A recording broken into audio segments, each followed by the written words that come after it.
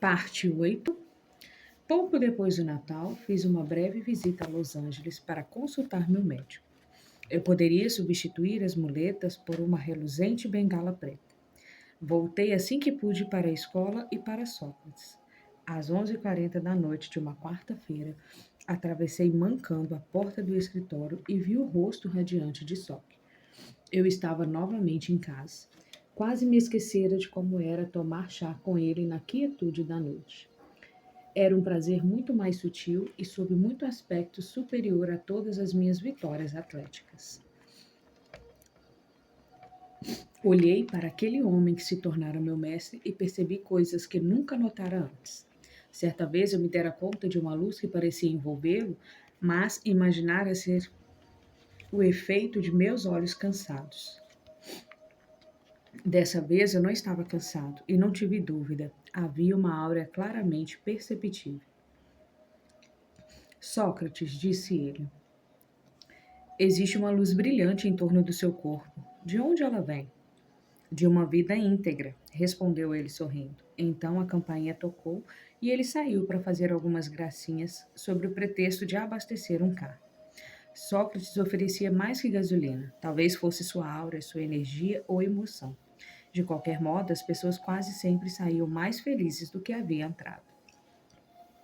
No entanto, não foi o brilho da aura que mais me impressionou, mas sim a simplicidade dele. A economia de movimentos e de ação, eu nunca percebera nada disso verdadeiramente. Era como se eu o visse mais profundamente a cada nova lição aprendida. À medida que tomava consciência das complexidades de minha mente, reconhecia que ele já transcendera as dele.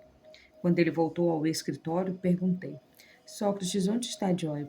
Poderei revê-la logo? Ele sorriu como se estivesse contente em me ouvir novamente minhas perguntas.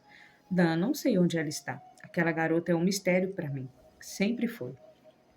Então falei do acidente e de suas consequências. Sócrates ouviu em silêncio e com atenção, assentindo com a cabeça. Dan, você não é mais jovem idiota que entrou nesse escritório há mais de um ano. Um ano? Parece que são 10, gracejei. Está dizendo que não sou mais o idiota? Não, apenas não é mais jovem. Ah, quanta generosidade, Soc. Agora você é o idiota com espírito, Dan, e essa é uma grande diferença. Você ainda tem uma pequena chance de encontrar o portão. Portão? Os domínios do guerreiro são guardados por um portão bem escondido, como um mosteiro nas montanhas. Muitos batem, mas são poucos os que entram. Bem, mostre-me onde fica esse portão. Eu encontrarei um modo de cruzá-lo. Não é tão simples assim, seu Jeca. O portão está dentro de você e só você poderá encontrá-lo. Mas você ainda não está pronto e nem está perto. Se tentasse atravessar o portão agora, significaria quase a morte certa. Há muito trabalho a ser feito antes que esteja pronto para atravessar o portão. Quando Sócrates falava, parecia um pronunciamento. Dan, já falamos muito. Você viu e aprendeu algumas coisas. Agora está na hora de tornar-se inteiramente responsável por sua própria conduta. Para encontrar o portão, você terá que aprender a seguir. As regras da casa? Interrompi. Ele deu uma gargalhada e a campainha soou. Um carro atravessava lentamente uma poça d'água. Observei pela janela embaçada Sócrates correr com seu poncho sob a chuva fina. Viu-o pôr gasolina, ir até o lado do motorista e dizer algo a um homem louro e barbudo. A neve embaçou novamente a janela. Limpei-a com a manga da camisa a tempo de vê-lo sorrir. Então Sócrates abriu a porta do escritório e uma corrente de ar frio fustigou-me. Percebi pela primeira vez que não estava me sentindo muito bem. Sócrates ia fazer o chá, mas eu o interrompi. Por favor, sente, Sócrates, eu faço chá. Ele se assentou, concordando com o movimento de cabeça. Apoiei-me à mesa, sentindo-me zonzo. Minha garganta doía. Talvez o chá aliviasse a dor. Enchi a chaleira e coloquei-a sobre a placa quente e perguntei.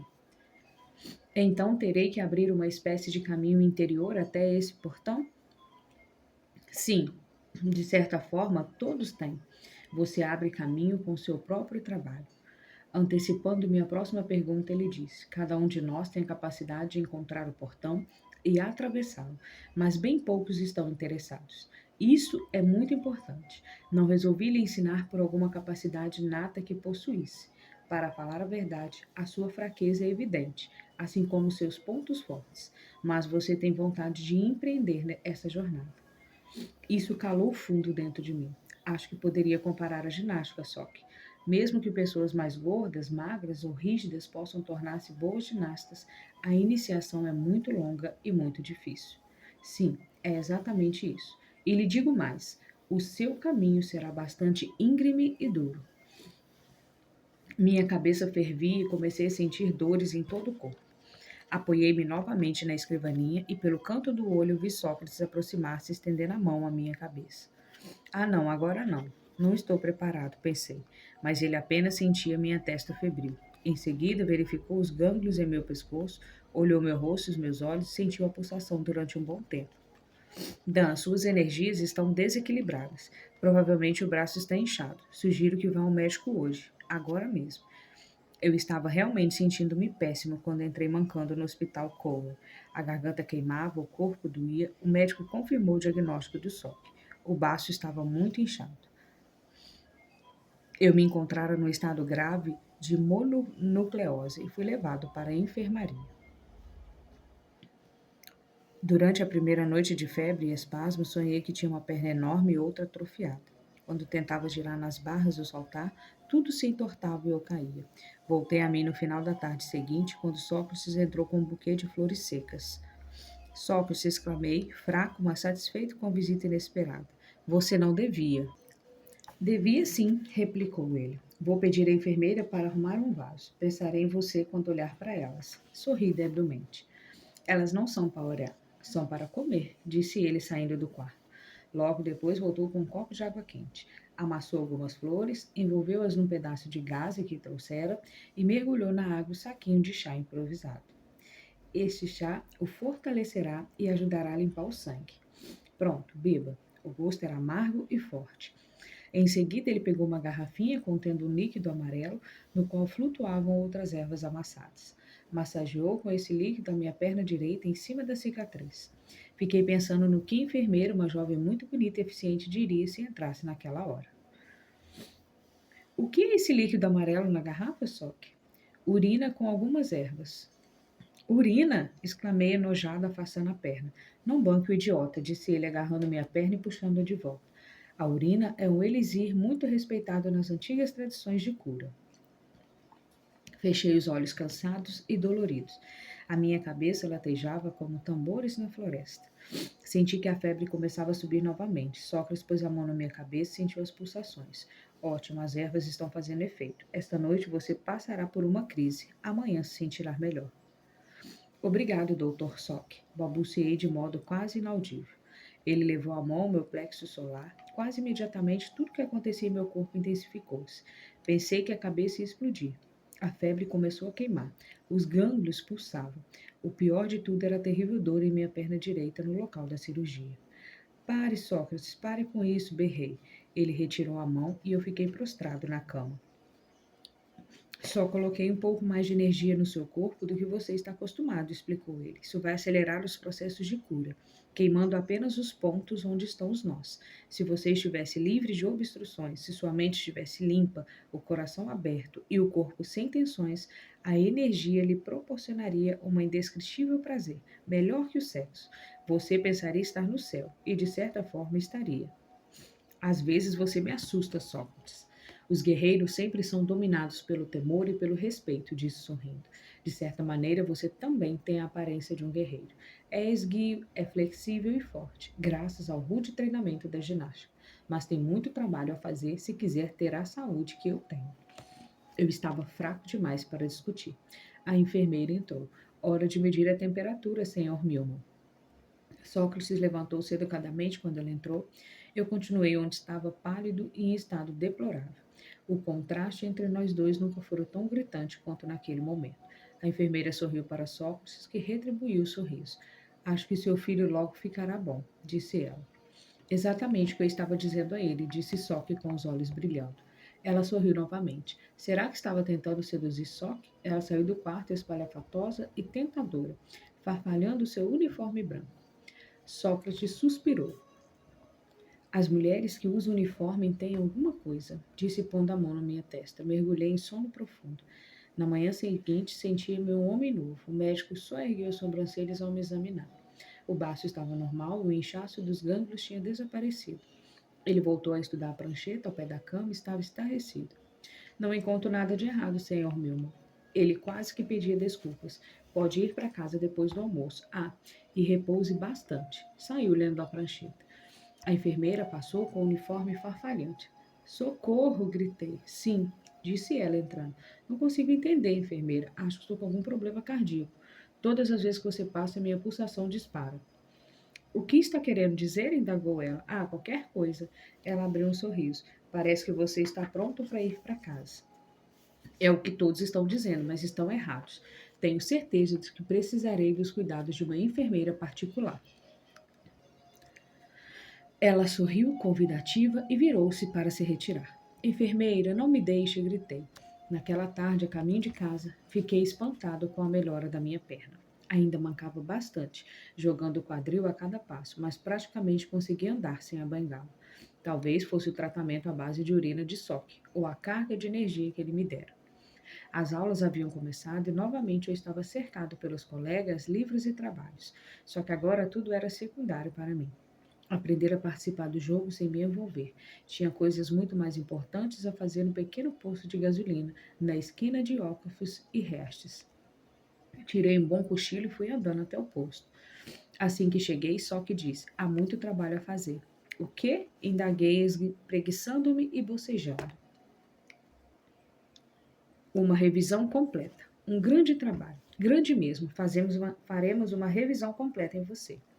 Ah, é? Desafiei. Diabos, pensei. Assim como a fênix, você queimará no fogo e ressurgirá das próprias cinzas. Isso é uma metáfora, espero. Sócrates estava apenas começando. Gostaria que fosse tão simples assim. Neste exato momento, você é uma maçaroca de circuitos enroscados e de hábitos obsoletos. Terá que mudar os hábitos, os pensamentos, os sonhos e a visão de mundo. Em grande parte, você é uma série de maus hábitos. Ele estava começando a me irritar. Diabo, Sócrates, superei alguns obstáculos difíceis e continuo fazendo o melhor que posso. Você não pode demonstrar algum respeito por mim? Sócrates jogou a cabeça para trás e caiu na gargalhada. Em seguida, aproximou-se e arrancou minha camisa. Enquanto eu voltava a vesti-la, ele despenteou meus cabelos. Ouça, seu grande bufão. Todo mundo quer ser respeitado, mas não se trata apenas de exigir respeito. É preciso merecê-lo, agindo de maneira respeitável. É o respeito de um guerreiro não é conseguido com facilidade. Contei até 10, respirei fundo e indaguei. Então, como vou ganhar o seu respeito, seu grande e impressionante guerreiro? Mudando de atitude. Que atitude? Essa atitude de pobrezinho de mim, é claro. Pare de ter tanto orgulho da mediocridade. Mostre um pouco de fibra. Rindo, Sócrates deu um salto, deu-me um tapa na bochecha e cutucou-me as costelas.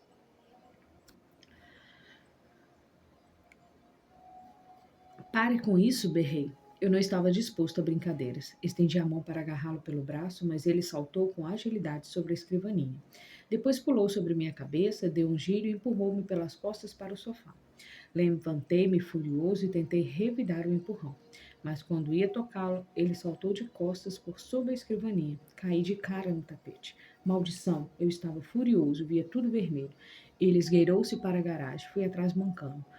Sócrates estava empoleirado num paralamas, coçando a cabeça. Ora essa, Dão, você está zangado? Observação brilhante, vociferei furioso e ofegante. Ótimo, disse ele. Considerando sua situação crítica, você deve estar zangado. Não há nada de errado em sentir raiva ou qualquer outro tipo de emoção, mas direcione sua raiva sabiamente. Só que começou a trocar as velas de ignição de um Volkswagen. A raiva é uma das principais ferramentas para transformar velhos hábitos. Retirou uma vela antiga com chave apropriada e substituí-los por novos. Aparafusou uma vela nova e deu o último aperto com uma torção firme na chave.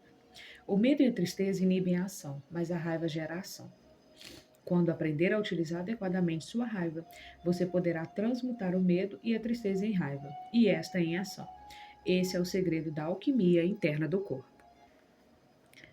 De volta ao escritório, Sócrates pegou um pouco de água e começou a preparar a especialidade da noite, um chá de pétalas rosas, e continuou. Para se livrar dos velhos hábitos, concentre toda a sua energia para não lutar contra o que é velho, mas para construir o que é novo. Como posso controlar meus hábitos se nem consigo controlar minhas emoções? Você não precisa controlar suas emoções, disse ele. As emoções são tão naturais quanto o passar dos anos. Às vezes é melhor expressar medo, tristeza ou raiva. Expressar as emoções não é um problema. A chave é transformar a energia das emoções numa ação construtiva. Levantei-me, retirei a chaleira fervendo da placa e servi nosso chá fumegante. Pode dar um exemplo específico, Sócrates? Passe algum tempo com o bebê. Soprei meu chá sorrindo. Engraçado, nunca pensei que os bebês fossem mestres de controle emocional. Quando o bebê está contrariado, ele se expressa chorando. É um choro genuíno. Ele não fica pensando se deve chorar. Os bebês assumem as emoções por completo. Eles liberam os sentimentos e se livram deles. Desse modo, são excelentes professores. Aprenda isso e você poderá transformar qualquer hábito antigo. Uma caminhonete Ford entrou no posto. Sócrates dirigiu-se para o motorista e eu tirei a mangueira da bomba. Sem poder parar de rir, e tirei da tampa do tanque do carro. Inspirado pela revelação esclarecedora sobre como controlar as emoções, gritei sobre o capota. Só que estou pronto para fazer esses hábitos detestáveis em pedaços. Então dei uma olhada nos passageiros. Eram 3 freiras escandalizadas. Esmaguei, tropecei nas palavras, fiquei vermelho como uma beterraba e corri para lavar as janelas. Sócrates inclinou-se sobre a bomba e escondeu o rosto com as mãos. Depois que a caminhonete se afastou, para meu alívio, entrou outro freguês. Era um homem louro novamente, aquele com a barba cacheada. Ele saltou do carro e deu um forte abraço em Sócrates. Como sempre, é um prazer vê-lo, Joseph, disse Sócrates. Eu digo mesmo, Sócrates. Ele virou-se para mim e lançou-me um sorriso divertido. Joseph, essa jovem máquina de perguntas chama-se Dan. Aperte o botão e ele faz uma pergunta. Muito engraçado mesmo. Joseph cumprimentou-me. O velho abriu nos últimos anos? Perguntou-me com um sorriso largo. Antes que eu pudesse jurar que provavelmente só estava mais irritável do que nunca, o velho me interrompeu. Ah, estou ficando preguiçoso. Dan teve mais facilidades que você. Estou vendo, disse Joseph, mantendo-se sério. Você ainda não fez correr 150 quilômetros ou trabalhar com carvão incandescente? Não, nada disso. Estamos iniciando o básico. Como andar, comer e respirar. Joseph deu uma gargalhada divertida. Percebi-me rindo com ele. Por falar em comer, disse ele, por que vocês dois não vão ao café quando amanhecer? Serão meus convidados e improvisarei algo para comermos. Eu estava prestes a dizer que sentia muito não poder ir quando Sócrates adiantou. Será um prazer. O turno da manhã começa daqui a meia hora. Logo estaremos lá. Ótimo, então até logo. Ele pagou o Sócrates pela gasolina e foi embora. Ele é guerreiro como você, Sócrates? Ninguém é guerreiro como eu, respondeu com uma risada. Nem gostaria de ser. Todo homem ou mulher possui qualidades naturais. Por exemplo, quando você se destaca na ginástica, Joseph tornou-se especialista no preparo de alimentos. Oh, você quer dizer cozinhar? Não exatamente. Joseph não cozinha muito o alimento porque destrói as enzimas naturais necessárias à completa digestão. Ele prepara alimentos naturais de uma forma que você logo verá por si mesmo. Depois de experimentar a culinária mágica de Joseph, nunca mais você suportará o que come por aí. E o que há de tão especial na maneira de ele cozinhar? Na verdade, apenas 2 coisas, e ambas sutis. Primeiro, ele dedica total atenção ao que faz. Segundo, o amor é literalmente um dos principais ingredientes de tudo que ele faz. Você sentirá o gosto do amor muito tempo depois de ter comido. O substituto de Sócrates, um adolescente desengonçado, entrou e resmungou um bom dia habitual. Saímos, atravessamos a rua e tomamos a direção sul. Tive que acelerar o passo, ainda mancando, a fim de acompanhar as passadas largas de Sócrates. Tomamos o trajeto mais pitoresco pelas ruas laterais, evitando o tráfego movimentado do começo da manhã. Nossos pés esmasgavam ruidosamente as folhas secas enquanto passávamos pela sucessão variada de construções que caracterizam Berkeley, uma mistura de estilos, o vitoriano colonial espanhol e o neo-alpino, além de prédios de apartamentos semelhantes a caixotes, onde moravam muitos dos 30 mil estudantes. Conversamos durante a caminhada, Sócrates começou. Dan, uma quantidade tremenda de energia será necessária para atravessar a névoa de sua mente e encontrar o portão. Por isso, as práticas purificadoras e regeneradoras são essenciais. Pode repetir, por favor? Vamos esvaziar você, desmontar e montar novamente. Ah, por que não disse logo? Provoquei. Você irá readaptar todas as suas funções, como movimentar-se, dormir, respirar, pensar, sentir e comer. De todas as atividades humanas, comer é uma das mais importantes, e é a que está estabilizada em primeiro lugar. Espere um minuto, Sócrates. Comer não é uma área especialmente problemática para mim. Sou magro e geral me sinto bem e a ginástica prova que tenho energia suficiente. De que maneira as mudanças em minha dieta vão fazer diferença? Sua dieta atual, explicou ele, olhando além dos galhos de uma bela árvore banhados pela luz do sol. Pode proporcionar uma quantidade normal de energia, mas grande parte daquilo que você come deixa você grogue, afeta seu estado de espírito e reduz o nível de consciência. E como a mudança na dieta afetará a minha energia? Argumentei. Quero dizer, eu consumo calorias que representam uma certa quantidade de energia. Essa é a visão tradicional, mas superficial. O guerreiro deve reconhecer as influências mais sutis. Nossa fonte primordial de energia é o Sol, mas de modo geral o ser humano, isto é, você. No seu atual estágio evolutivo, você não pode comer a luz solar, exceto de maneira limitada. Quando a humanidade desenvolver essa capacidade, os órgãos digestivos atrofiarão e os processadores de laxantes pararão de funcionar. No momento, uma dieta adequada permitirá a utilização mais direta da energia solar. Essa energia ajudará você a concentrar sua atenção, aguçando a sua concentração até transformá-la numa espada afiada. Tudo isso acontecerá eliminando os bolinhos da minha dieta e mais outras coisinhas. Um dos ginastas olímpicos japoneses certa vez me disse que não são os maus hábitos que contam, e sim os bons.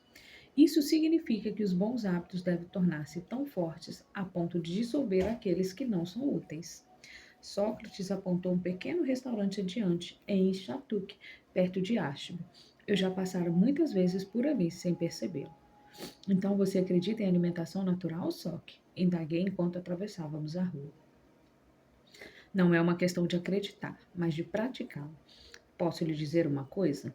Só com alimentos saudáveis e somente a quantidade que necessito. Para poder apreciar o que você chama de alimentação natural, será preciso aguçar os instintos, tornar-se um homem natural. Parece coisa de asceca. Você não toma nem um sorvetinho de vez em quando? A princípio, minha dieta poderá parecer espartana, comparada às indulgências a que você chama de moderação. Damas, na forma como você alimenta na verdade é muito poderosa, prazerosa, porque desenvolvi a capacidade de apreciar os alimentos mais simples, e você também conseguirá. Batemos a porta e Joseph veio abrir.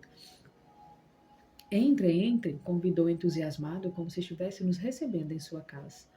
E na verdade o restaurante parecia uma casa. Tapetes grossos cobriam o chão da pequena entrada, mesas de madeira rústica pesadas e enceradas prendiam a sala, e as cadeiras confortáveis de espaldar alto pareciam antiguidades.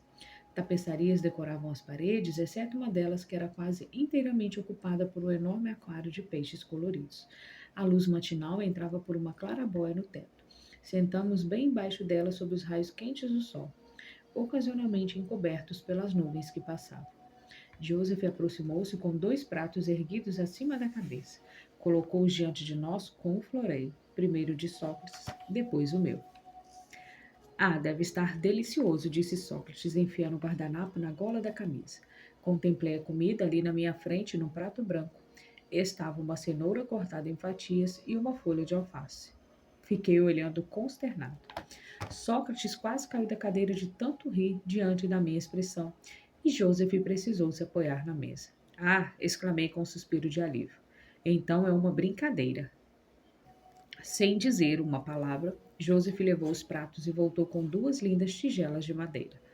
Em ambas havia uma réplica perfeita de uma montanha em miniatura. A montanha era uma combinação de diferentes tipos de melão. Pequenas porções de nozes e amêndoas colocadas individualmente transformavam-se em penedos marrons. Os penhascos escarpados eram feitos de maçãs e fatias finas de queijo. As árvores eram de salsa, cada uma parada com perfeição, assemelhando-se a pequenos bonsai.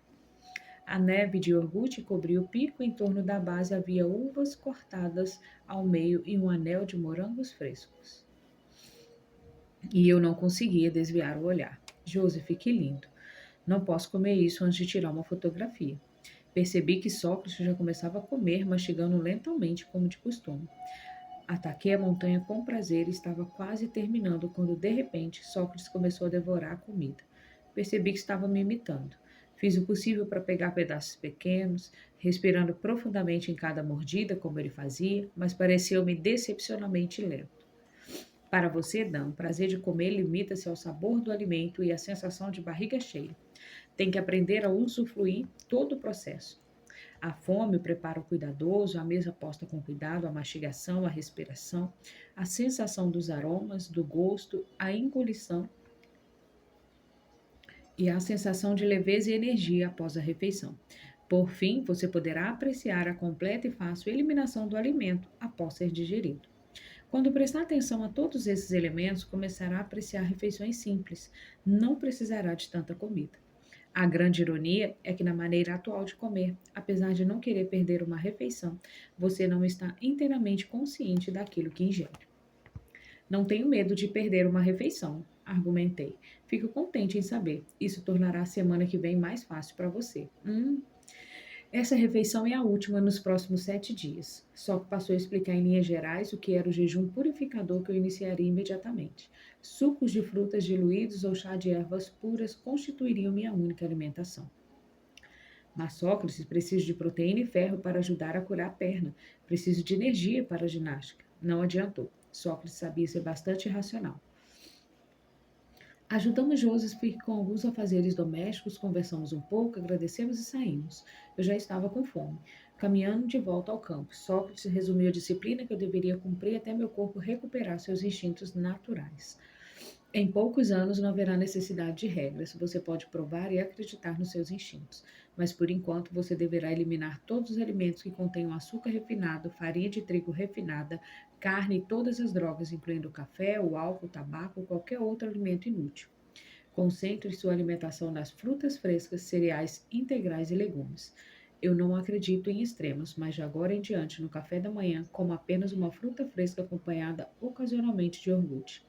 No almoço, que é a refeição principal, prefiro uma salada crua, batata cozida na água ou no vapor, com pão integral ou grãos cozidos. No jantar, uma salada crua e ocasionalmente legumes levemente tostados.